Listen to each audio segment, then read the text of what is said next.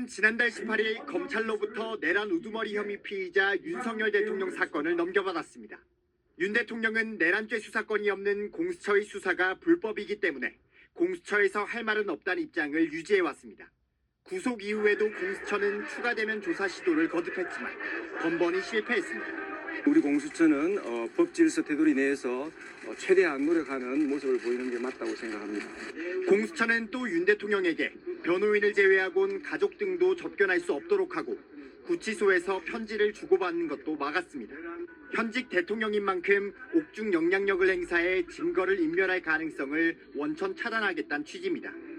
이를 놓고 여권에선 분풀이, 망신주기용이란 비판이 나오고 법조계에서도 이례적이란 평가가 제기됩니다. 일반인 접견은 10분으로 제한돼 증거인멸로 이어질 가능성이 크지 않고 편지를 통한 증거인멸 시도를 전제로 한 조치는 과한 측면이 있다는 겁니다. 실제 과거 박근혜, 이명박 전 대통령도 가족 면회는 가능했고 박 전 대통령은 공범관계에 있는 최서원 씨와의 편지 왕래는 금지됐고 이 전 대통령의 경우 편지는 허용됐습니다. 공수처는 헌정사상 처음으로 현직 대통령을 체포해 구속했지만 사건을 검찰로부터 넘겨받은 한 달이 넘는 시간 동안 도대체 뭘 했느냐는 비판도 나옵니다. 실제 검찰은 사건을 다시 송부받은 뒤 기소 과정에서 수사권 논란 시비가 있을 수 있는 공수처 수사 자료는 쓰지 않는 쪽으로 검토하고 있는 걸로 전해졌습니다. 하지만 오후가 되자 또 조사가 불발됐다는 소식이 들려왔습니다. 구치소에 조사실까지 마련했지만 윤 대통령 거부로 또 조사가 무산된 겁니다. 압수수색 시도도 성과가 없긴 마찬가지였습니다. 공수처는 윤 대통령이 쓰던 보안 휴대전화 서버 등을 확보하기 위해 대통령실과 대통령 관저를 찾았지만 경호처에 가로막혀 그대로 물러나야 했습니다.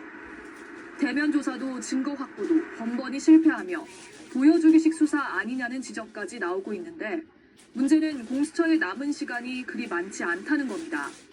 대통령을 기소할 권한이 없는 공수처는 조만간 사건을 검찰에 다시 넘겨야 합니다.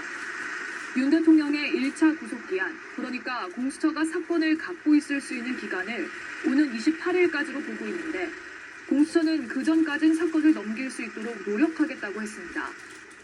검찰은 공수처 수사에 진전이 없는 만큼 이번 주 안에는 사건을 넘겨받겠다는 입장으로 알려졌습니다. 검찰은 사건을 넘겨받으면 설 연휴에도 윤 대통령을 조사한다는 계획입니다. 하지만 법조계에선 수사보다는 탄핵 심판에 집중하겠다는 윤 대통령이 검찰 조사에 응할 가능성은 크지 않다고 보고 있습니다. 내일 윤 대통령에 대한 탄핵 심판 4차 변론이 열리는 가운데 윤 대통령은 3차 변론에 이어 내일도 출석하겠다는 입장을 밝혔습니다.